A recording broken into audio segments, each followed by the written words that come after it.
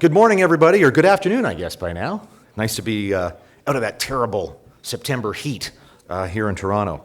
My name's David Aiken. My day job is I'm a political reporter for the National Post. I'm normally up in Ottawa covering the activities of our Parliament. But I've been there for about a decade. But the decade before that, I spent as a technology reporter, both for the Globe and Mail and the Post. And I was just saying to Byron that one of the stories I covered when the Post launched in '98 was the launch and the creation of this organization. A professor named Michael Geist helped me out a great deal. I remember, I think that's where we first ran into each other, talking about domain spaces and governance. So it's great to be back, to see that CIRA has all grown up and is now a wonderful, functioning, great organization. There's a great program ahead of you today.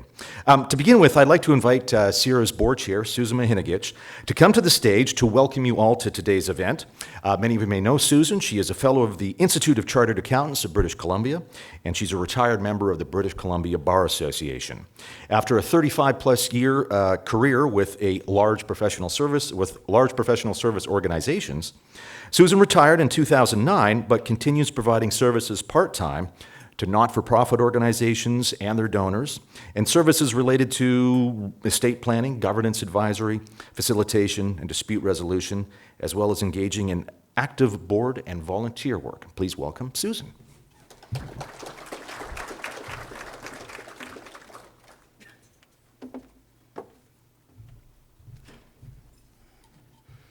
Thank you, David, and welcome to all of you to Canadians Connected 2016, our Internet Symposium and our CIRA's annual general meeting. We're very pleased to host Canadians Connected in Toronto this year. Each year we endeavor to host our annual general meeting in different parts of the country to enable different of our members and to facilitate local attendance and to reflect the national culture of CIRA. It's always a treat to visit Toronto. We held our board meetings here yesterday. Toronto is home to the highest concentration of .ca holders and CIRA members in the country.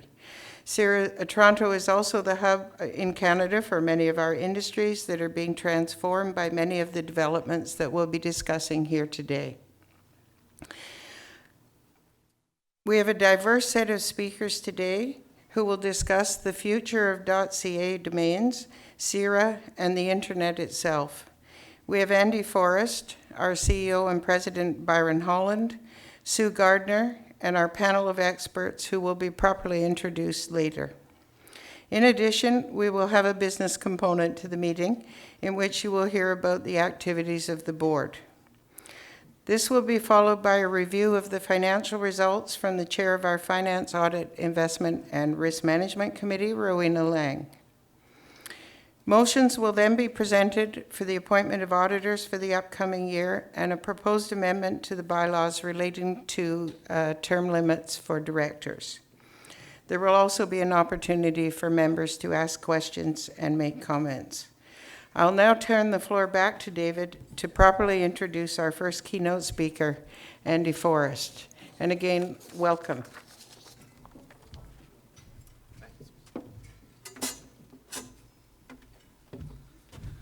Thank you very much, Susan. And before we have Andy up, and before I sort of tell you a little bit more about him, just a few housekeeping items. First of all, of course, the first thing is the Wi-Fi. I'm certain everybody here has probably figured out how to get on the Wi-Fi network, but there is free Wi-Fi here. There should be some login information, I believe, on your tables.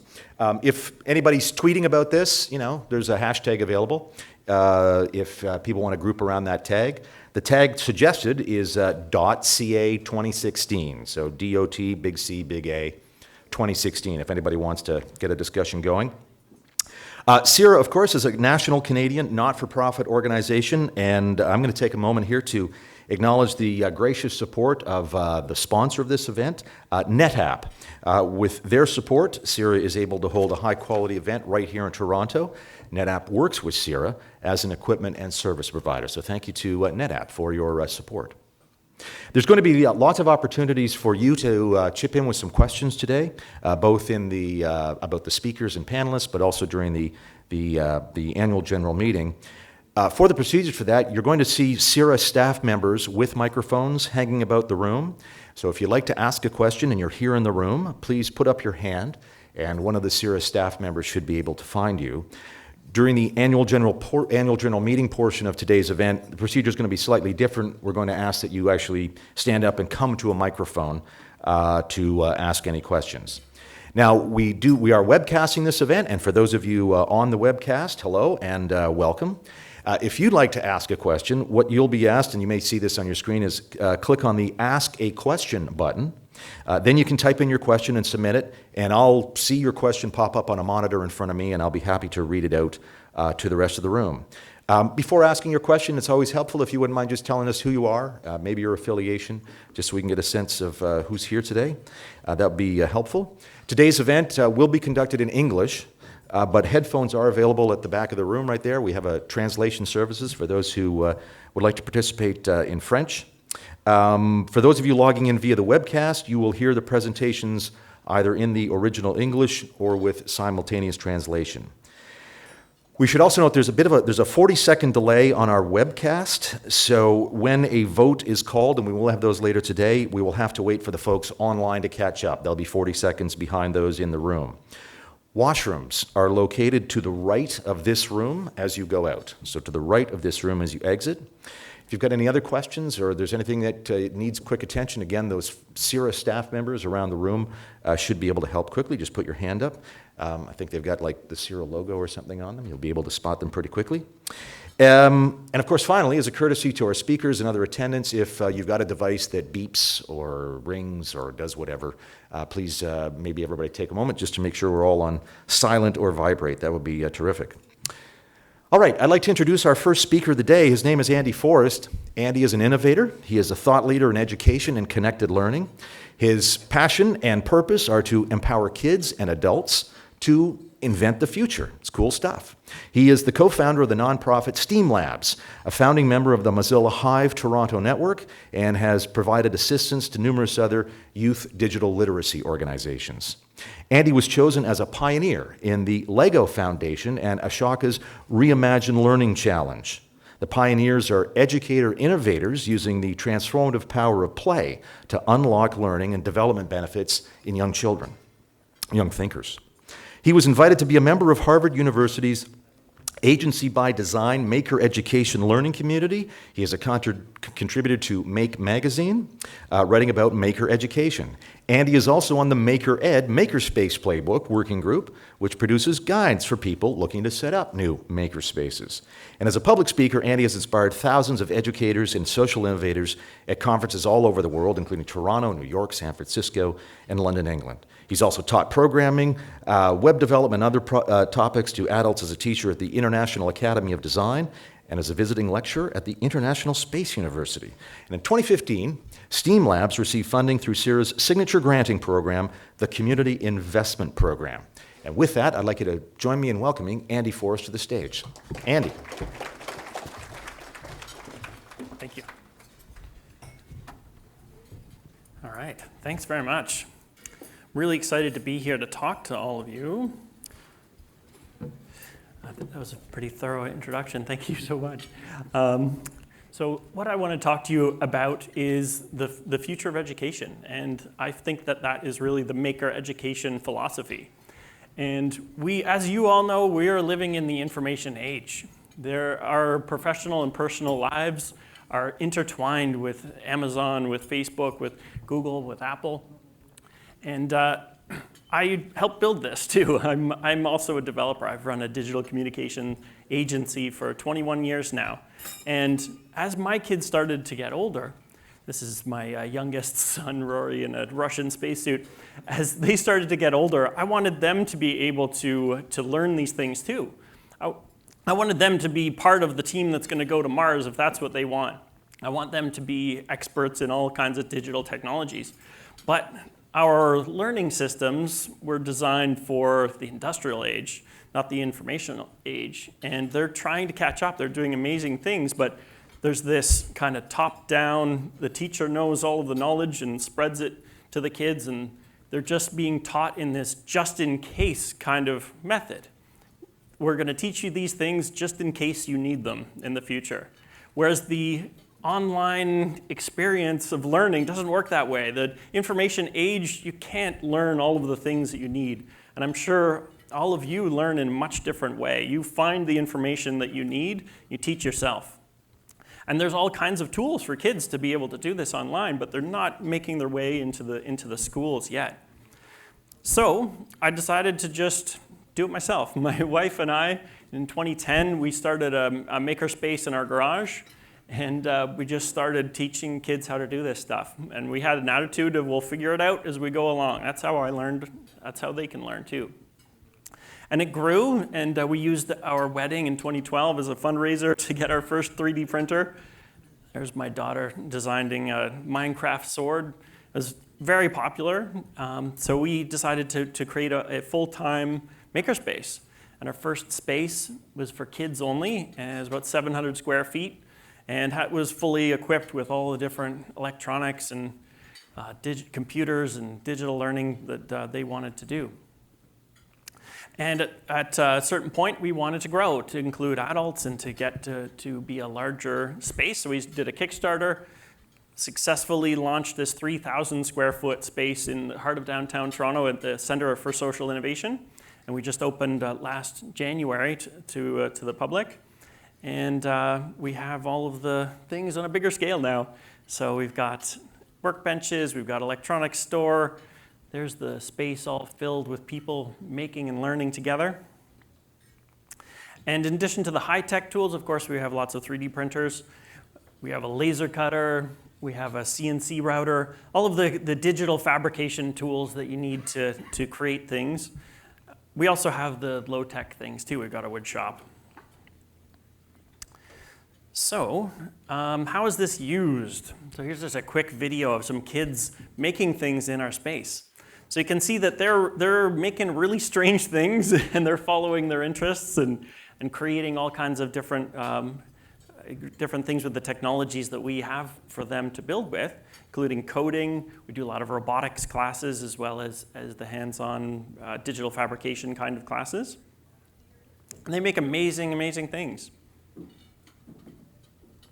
So we've come up with, over the years, sort of a maker education philosophy that we use for all of the classes that we do. And I want to take you through that philosophy so you can see how it's different from the traditional education. All right, so these are kind of the 5 points of our learning philosophy, and I'll take you through each one of them. So the first one, making, and by that, we do, of course, mean making physical things, but we also mean making digital things, too. We have high-tech making, we have low-tech making, but the core piece of this is really to create something new, to look at a challenge and decide, I'm going to solve that challenge by creating something new. Whereas in the traditional education system, you're just doing an assignment to prove your knowledge. Making is producing a new thing. And the difference in tech education is really illustrated by this project. When I was in junior high school, we made a spice rack to learn woodworking skills. Who else made a spice rack? Yeah. So, see a few hands. And I enjoyed it. A lot of my classmates couldn't really care less, but they did the assignment. I brought the spice rack home, and I tried to put some spice bottles in it, and they didn't fit. It was too small. So I thought, oh, okay, that's interesting. I have a problem that I can tell the teacher about. We'll solve it. We'll fix it. I'll bring in the spice bottles. We'll correct the plans. That's kind of cool. And I did that. And I told my teacher, and he said, no, I did that on purpose. I shrunk the plans down to save wood. So the whole thing is pointless. He said the only purpose of it is to learn the skills. That's it. And that just was the final straw for me that just turned me off of the whole thing. And the difference is that when you come to learning yourself because you want to know it, you're so much more motivated. As an adult learner, as a kid, this is a photo of the Learn to Solder booth at a maker fair.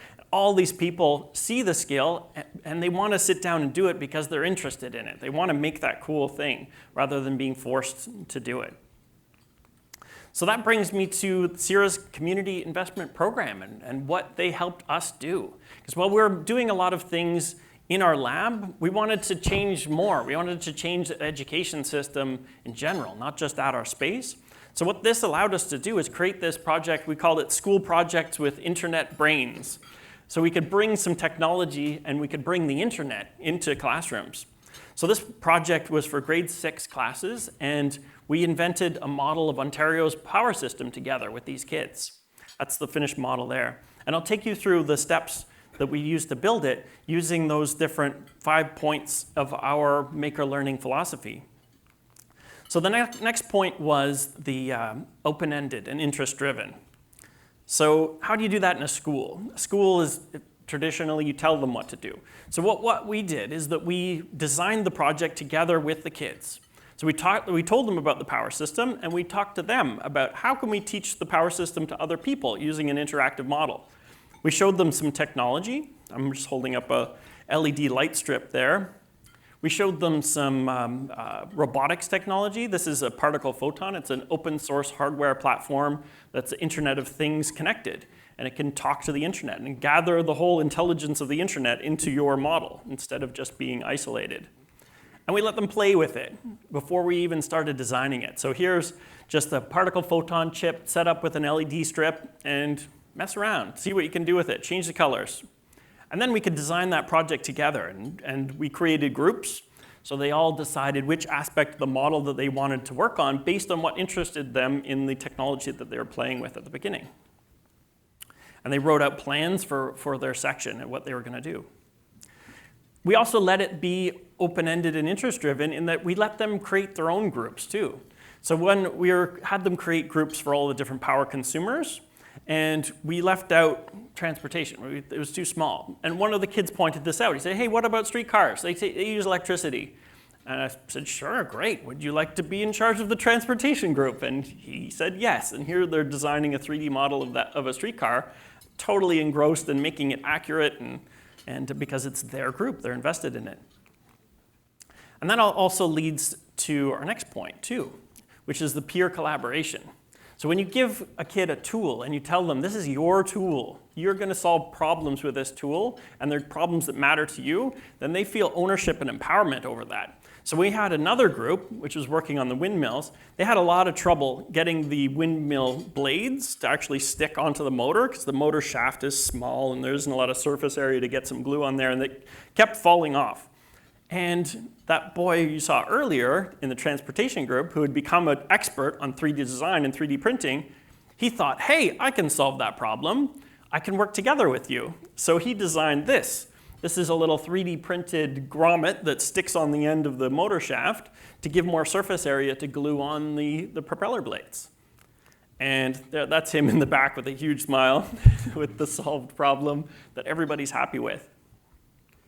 And other things about the peer collaboration is by having all these different groups, the end product is bigger than any one of them. So she loved the electronics and the coding. She's wiring up the Arduino board there. But she had to work with the other groups to make sure that the LEDs that she was turning on would light up the buildings. So she had to coordinate with the people doing the buildings to make sure they're the right size, and there's measurement and math and all kinds of different skills that they're learning together to make this work properly. And then the web interface was another group, and they had to coordinate with all the other groups too to make that web interface work. And we used, there's all kinds of great learning tools. There's a group here in Toronto at Mozilla that works on this tool, Mozilla Thimble, to learn web development right inside of a browser. And also our next point, networked. That means, of course, using the networked tools that are ubiquitous and are available to everybody, but it also means networking with you, with industry, with people that know these skills already, because teachers, they don't have time to learn all of these different skills. So I encourage you to seek out these organizations also and lend your skills to them too, so that you're part of their network as well. So here's the final model. And the way that it worked is that those LED strips would light up the houses and factories and offices and streetcar right at the end in the right proportion of how our power is being generated right now. So we said that this is a project with an internet brain. We really meant it. The particle chip actually pulls in XML files from all of the Ontario's power producers in real time and displays that as a graph on the model. And by building a web interface for it, the kids were able to tell different kinds of stories too. So there's a graph there that shows how the power is being generated. Blue is nuclear, the little red sliver is natural gas, the yellow is hydroelectric, and the green is wind. Many days our wind generation is even higher than natural gas, which is a great story in itself. But they're able to use this to page back to mid-February of 2014 when Niagara Falls was partially frozen over. And you can see the effect that had on there. The yellow drops down to almost nothing, and natural gas spikes to take up the slack. So they can use this live information stream to tell interesting stories. There's the LEDs all lit up. And then, oops, go back. So here's just a video also of, since this was an Internet of Things object, they had a way to activate all of their different motorized power producers. So let me try going back and then start it again, see if the video will start.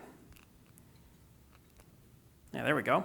So you could press a button on the web interface, and all these different motors would turn on and activate. So you could see more closely which is the windmill, which is the nuclear plant, and that kind of thing, which was really exciting for the kids to be able to do. And that brings us to the final part of our formula, which is the authentic audience. It's no use building this thing that's important to you and solves a challenge and then you just throw it away. It's so important to have a real purpose, a real reason to do it, and an audience is part of that. The audience can be for themselves, but in this case, the audience is actually the first trial group that we did this with presented at TIFF to teach adults about Ontario's power system. And I knew this program was a success when I heard an 11-year-old girl having a serious debate with an adult about the benefits and drawbacks of nuclear power. She absorbed all of this material and owned it and was able to carry on a discussion about it. It's just amazing. The teachers are also the audience in this case too, because teachers don't have a lot of time and they need to teach to the curriculum. So for a teacher to dedicate 4 weeks of time to this program, we really needed to prove to them there's curriculum here. So the whole thing was designed with the science, the math, the art, even the English units that they need to learn in grade 6 are all covered by this so that they could have that time to dedicate to the program. I'll come back to that slide in a minute. And then one other project I wanted to talk to you about too is just obviously we couldn't have done that project without support from CIRA, but there's all kinds of organizations all across Canada that are doing great things with digital literacy, with tech literacy, and they're doing it in their locations and their isolated communities, and they would benefit so much from going larger, from going further. So this is another example of a program that we developed with help from another company, Celestica, where it's an innovation program for older kids. So we had kids taking those tech skills and now solving some of the world's problems. So it's called Zero to Startup because they're taken from no skills at all to forming a startup company. And these are just a couple of projects examples. The one on the left is a exercise bike system. So they reverse engineered an electric bike and turned it into an exercise system so that you have a web app and you can program what kind of exercise routine you want to do. And then it syncs up with other people's so that you can have an exercise routine with friends and family, but you're all biking at the same rate, but you all have different exercise routines so that you're all getting a workout regardless of your level of health, which is social and technology. It's a great program. And they made it onto the Discovery Channel to show off their invention. And the one on the right is a disposal system for cigarette butts, where you vote with your cigarette butt into one of 2 different holes to encourage people to deposit them in there. And we've had groups from that present to the city. This is Easy Park, where they developed a model of a parking garage where cars can go in and out through pressure plates, and it displays the number of spots available right on the entry pillar, and goes along with a web app where you can find a parking spot that is nearby, so you don't drive all the way to a parking garage only to discover there's no spots. So they actually ended up meeting with City of Toronto engineers to discuss it, because the city has a lot of parking lots. So they are making a difference. And there's a quote from one of the parents that he says, "My company talks about innovation, you've created it for our kids." So it's so important to build that attitude of innovation and creation for kids from a really young age. So I would just encourage you all to seek out those programs in your communities and find ways that you can help them, and you can assist them in creating digital literacy and innovation and all kinds of different positive benefits for the information age for our kids. So thanks very much.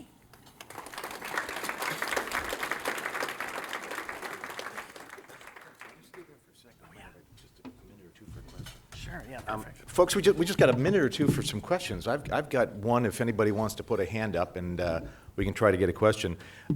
Last week in Ottawa, the group Actua, has anybody done any work with Actua, which connects kids and tech companies? They have a code makers program, for example. Anyways, they were having an event, and one of the big issues for them was breaking down gender barriers, was getting girls feeling comfortable to be tech geeks. Yeah. And this is part of their program. Can you talk a bit about that? Because this looks like the sort of thing that would be really helpful to bring kids of all genders and abilities together. Yeah, absolutely. I love talking about that. It's so important. We've tried a number of different approaches for that to bring girls into technology. One approach is just doing things that appeal to girls. And I remember going to a talk at South by Southwest that was about this, about getting girls involved in technology and all kinds of strategies. And then went back to our booth at South by Southwest, which was doing 3D design and 3D printing. And I looked around, I realized we'd had about 75% girls throughout the whole day without doing anything specific, just because that particular activity really appealed to girls. So that's one strategy. Another is just working in collaborative ways. Girls love to work in groups, they love to collaborate. And then the third pillar is just giving them their own space. Like we have girls only programs sometimes, summer camps and activities. Yeah, because then sometimes we've heard from some girls that sometimes they feel judged by the boys, and then sometimes they feel like the boys are excluding them. So let's just have a space that's just for girls then, and then they can collaborate and feel safe and feel like experts before they go out and collaborate with everybody else. And these projects feel so much like a social project rather than somebody sitting there writing code by themselves at a computer. So that I assume makes it more attractive to kids and girls specifically. Yeah, we find that works really well. Any quick question? Well, there's someone right down here. We'll grab that one, and then we'll move to our program. There's so many interesting things to talk about today. Go ahead, please. Thank you for this. And I have a question about the future for this program, because these kids are now kids, but they're going to grow up. And as you said, it's not just in Canada, but everywhere, the education system is still based on very, very old kind of standards. So these kids are going to go out in the world and with this big knowledge, but they were not going to find places for themselves to this one. So is there any programs that you have to, don't you think that there's some programs that should be connected with the educational system, the governmental system, something like that? Because these talents are going to go and be shocked with the world. Because when we were kids, we have the same thing. We were up ahead, but then the world was not able to cope with us. Right. It's true. Yeah, that's a really good question. And I think there's a couple of different tacks that we're taking. And one is like inside of all of our programs, we're really trying to teach kids how to learn. So we give them resources, and the internet is just this rich resource of all kinds of learning resources and other people to share knowledge with. So we really encourage them to use that so that they can continue to learn on their own when they're not inside of our program, so they can pursue whatever their passions are, even if it's not being taught to them in their schools. And then the other way that we're trying to make a difference is just with these kinds of partnerships with companies, and just trying to expand the reach of our programs and encourage other people to run similar programs, and get more of it happening outside of the formal education system too. And the formal education system is catching up too. There's a lot of talk about interest-driven learning and these kinds of programs inside of schools too. It's just going to take a long time to change. Folks, a round of applause for Andy Forrest. Thanks very much, Andy. Thank you. That's great.